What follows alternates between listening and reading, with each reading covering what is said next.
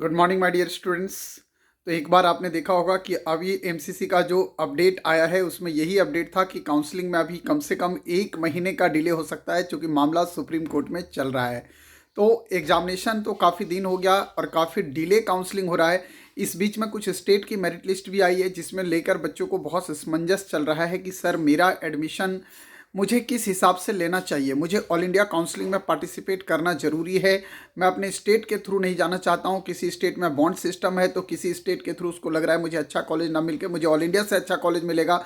कुछ बच्चों का टारगेट है कि मुझे एमसी लेना है, मैं ऑल इंडिया के बेस्ट कॉलेज में जाना चाहता हूँ, एम्स में जाना चाहता हूँ। मैं क्यों अपने स्टेट के बेस्ट कॉलेज में जाऊँगा जब मैं एम्स के कैलिबर का हूँ।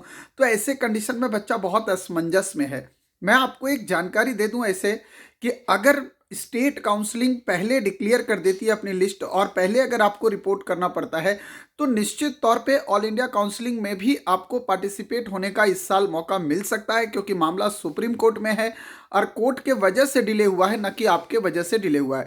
तो जो ऐसी परिस्थितियां निकल रही है, जहां तक मैं समझ पा रहा हूं, मेरा पर्सनल ओपिनियन जहां तक है कि शायद आपको ऑल इंडिया काउंसलिंग में स्टेट के बाद जाने का मौका मिलेगा।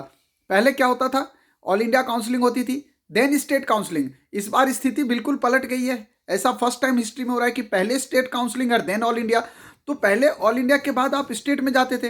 अब हो सकता है ऐसा कंडीशन कि स्टेट की फर्स्ट राउंड की काउंसलिंग करा के जो है वो एमसीसी इस काउंसलिंग को रोक लगा दे और पहले ऑल इंडिया की फर्स्ट राउंड की काउंसलिंग कराए, उसके बाद जाके आपको सेकेंड राउंड काउंसलिंग जो है वो आपको स्टेट का मिलेगा।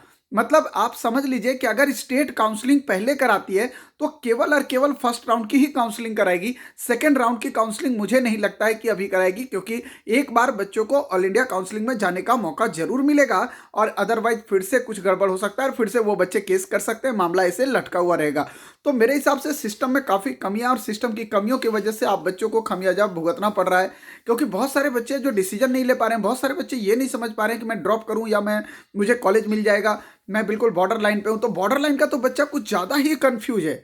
तो ऐसी स्थिति में मुझे लगता है कि सुप्रीम कोर्ट को तुरंत संज्ञान लेना चाहिए, गवर्नमेंट को क्विक एक्शन लेना चाहिए, ताकि बच्चों का भविष्य जो है वो सुरक्षित हो सके। क्योंकि डॉक्टर हमारे देश का भविष्य हैं। अगर डॉक्टर हैं तो हम हैं, अगर डॉक्टर नहीं है तो हम नहीं हैं। तो डॉक्टरों का इंपॉर्टेंस शायद सुप्रीम कोर्ट भी समझे और इसका इंपॉर्टेंस गवर्नमेंट भी समझे। लास्ट टाइम में देख चुके हैं स्थिति कोरोना के टाइम में कि क्या हुआ था, और उस टाइम आपको आइडिया लग गया होगा कि नेताओं और मंत्रियों की जरूरत नहीं है, हमें अगर किसी चीज़ की जरूरत है वो सिर्फ डॉक्टर की जरूरत है। तो डॉक्टरों के साथ ऐसा खिलवाड़ ना हो। आप अपना ओपिनियन जरूर कमेंट बॉक्स में दीजिएगा।